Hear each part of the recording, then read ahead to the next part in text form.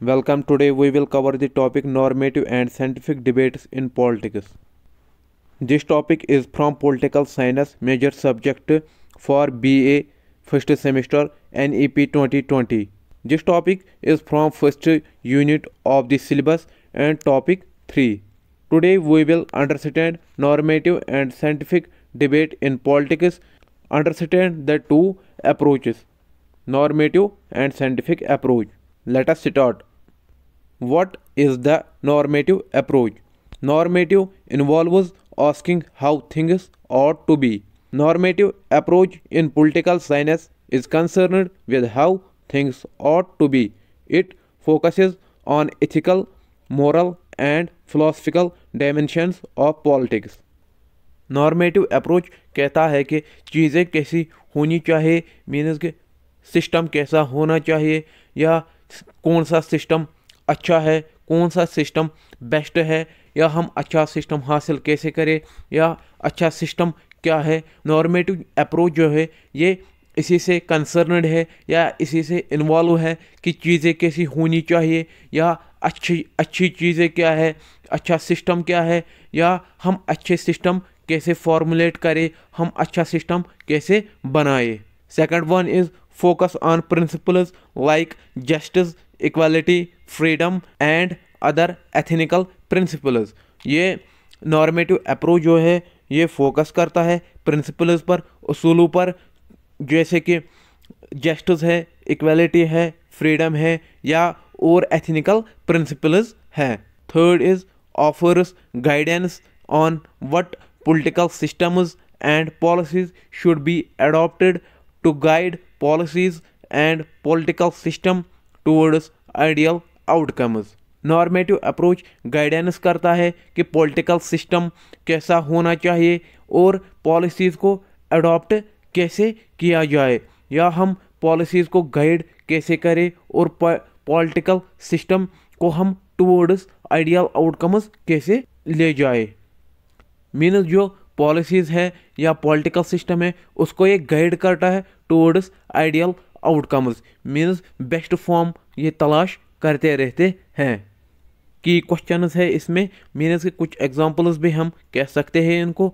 What is the best form of government, यानी कि best form of government क्या है। जैसे कि हम डिफरेंट फॉर्म्स ऑफ गवर्नमेंट देखते हैं, डेमोक्रेसी हो गई, या अथॉरिटेरियनिज्म हो गया, या मोनार्की होगी, या कोई और फॉर्म ऑफ गवर्नमेंट है। ये कहते हैं कि बेस्ट फॉर्म ऑफ गवर्नमेंट क्या है।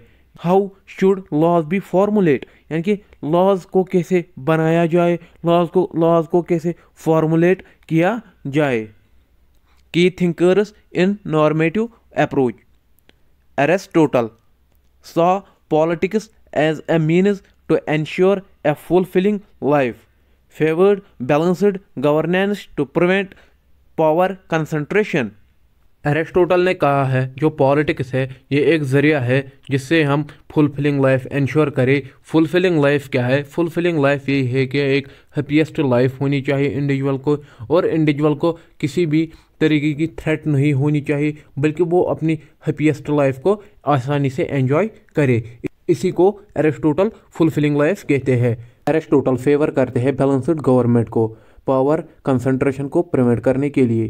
बैलेंस्ड गवर्नमेंट हम उस गवर्नमेंट को कहते हैं जिसमें पावर शेयरिंग हो। फॉर एग्जांपल डेमोक्रेसी, जो एक ही अथॉरिटी के पास पावर होता है, चाहे वो कोई इंडिविजुअल हो, चाहे वो कोई किंग हो, चाहे वो कोई रूलर हो, चाहे वो कोई ग्रुप ऑफ पीपल्स हो, उसी को हम पावर कंसंट्रेशन कहते हैं। मीन्स पावर एक ही हाथ में होता है। बैलेंस्ड गवर्नमेंट में पावर शेयरिंग होता है और पावर कंसंट्रेशन में एक ही अथॉरिटी के पास पावर होता है। एरिस्टोटल फेवर करते हैं बैलेंस्ड गवर्नमेंट को पावर कंसंट्रेशन को प्रिवेंट करने के लिए। Second, John Rawls proposed justice as fairness, argued for unbiased rule making, imagining no one knows their social status.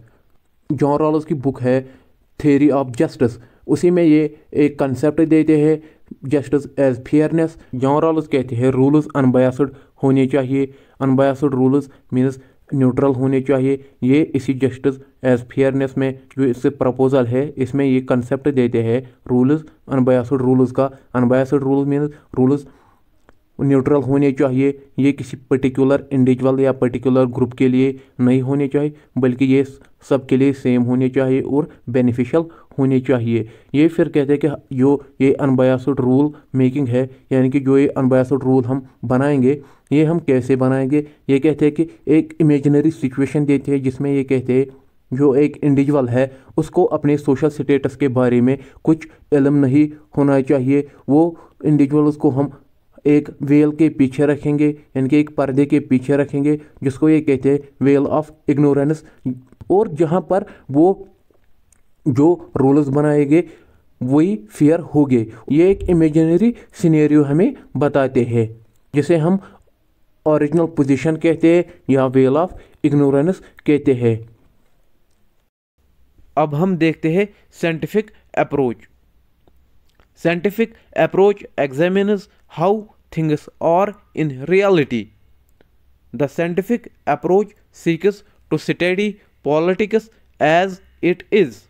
जो साइंटिफिक अप्रोच है ये चीज़ों को एग्जामिन करता है कि रियली में चीज़ें कैसी हैं। जो साइंटिफिक अप्रोच है ये स्टडी करता है पॉलिटिक्स को एज इट इज़, मतलब कि जैसे है वैसे ही ये स्टडी करता है। ये रियलिटी पर ज़्यादा फोकस करते हैं। Second, emphasizing empirical observations, data analysis and objectivity, focuses on observable facts rather than values. Scientific approach importance देते हैं एम्पिरिकल ऑब्जर्वेशंस को। एम्पिरिकल ऑब्जर्वेशंस हम उस फैक्ट या उन एविडेंसेस मीन्स सबूत को कहते हैं जो हम गैदर करते हैं by observing real world political events, behaviour and system.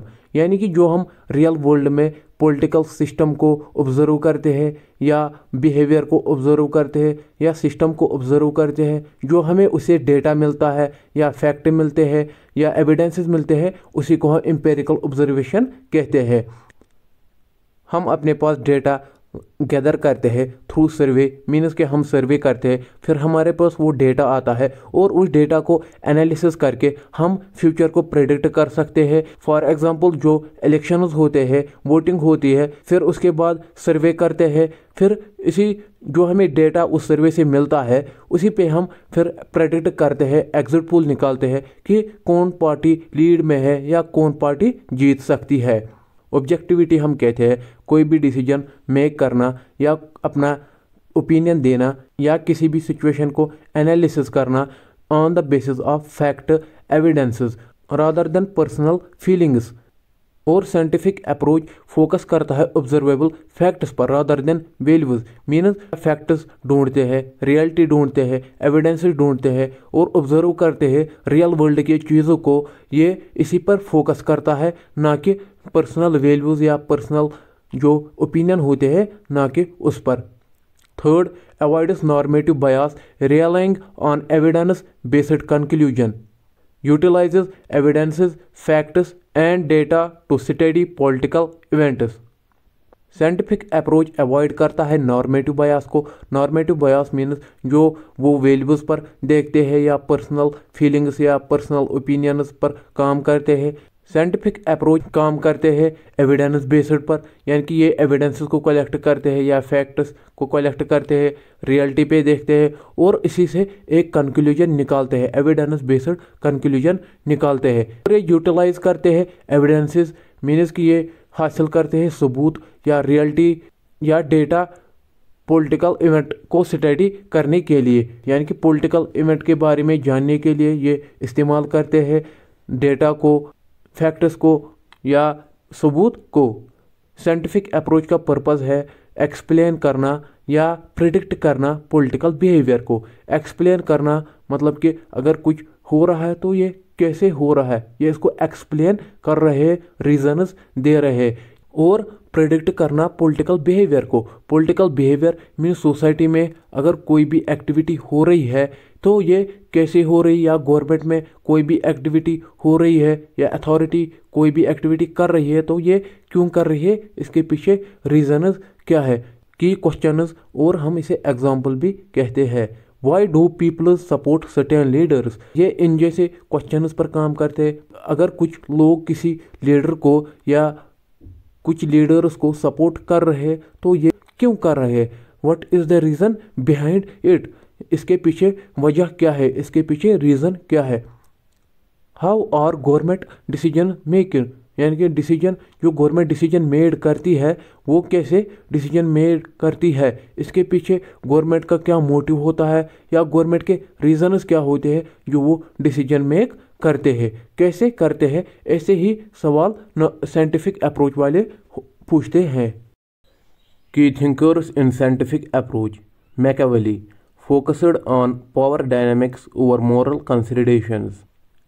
In the Prince advised rulers to prioritize stability and control. Niccolo Machiavelli अपनी बुक में कहते हैं, जो इसकी बुक है द प्रिंस, इसमें कहते हैं कि एक रूलर को कैसे अपनी पावर एक्वायर करना है, मेंटेन करना है या एक्सपेंड करना है। मैकियावेली इंपॉर्टेंस देते हैं रियल पॉलिटिक्स में या प्रैग्मेटिज्म में, इसी को ये पावर डायनेमिक्स कहते हैं। तो जब रूलर को अपने गोल्स अचीव करने हो तभी वो मॉरल एक्ट करे, नहीं तो एक रूलर को पावर डायनेमिक्स पर फोकस करना चाहिए, रूलर का फियर भी होना चाहिए। जो इसकी बुक है द प्रिंस, इसमें ये एडवाइस देते हैं रूलर्स को कि आप तरजीह दो स्टेबिलिटी को एंड कंट्रोल को। Second, Max Weber studied why people follow authority, legal, traditional etcetera, emphasized separating facts from personal values. Max Weber कहते हैं कि लोग फॉलो क्यों कर रहे अथॉरिटी को, अथॉरिटी में आते रूल्स एंड रेगुलेशंस होते या लॉज होते, हम उसको फॉलो क्यों करते हैं। जो लीगल लॉज होते या लीगल रूल्स एंड रेगुलेशंस होते पीपल उसको फॉलो क्यों करते हैं, जो लोगों के ट्रेडिशंस होते हैं उसको क्यों फॉलो कर रहे हैं।